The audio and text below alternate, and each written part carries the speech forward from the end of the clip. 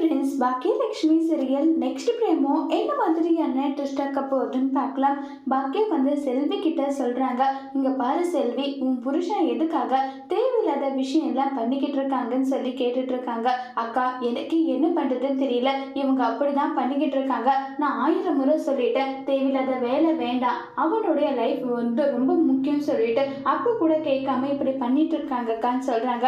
இதை கேட்டதுமே சரி, நான் அவர்கிட்ட பேசுறேன்னு சொல்லிட்டு பாக்கியா போயிட்டு செல்வியோட ஹஸ்பண்ட் கிட்ட போயிட்டு, இப்போ உங்களுக்கு என்ன பிரச்சனை, 2 பேரும் தெரியாம காதலிச்சிட்டாங்க, இனி அவங்க உங்க லைஃப் அவங்க பார்த்துக்கிட்டுன்னு சொல்லிட்டு அங்க சொன்னதும், இப்படியெல்லாம் விட முடியாது, உன்னுடைய வீட்டில் இருக்கவங்க எல்லாரும் என் பையனை வந்து அடிச்சிருக்காங்க, அதுக்கு தக்க சன்மானம் கொடுத்தாதான் நான் விடுவேன்னு சொல்லிட்டு அங்க பிரச்சனை பண்ணதும், அப்படின்னா நீங்க பணம் எதிர்பார்க்குறீங்களான்னு சொல்லிட்டு பாக்கியா கேட்குறாங்க.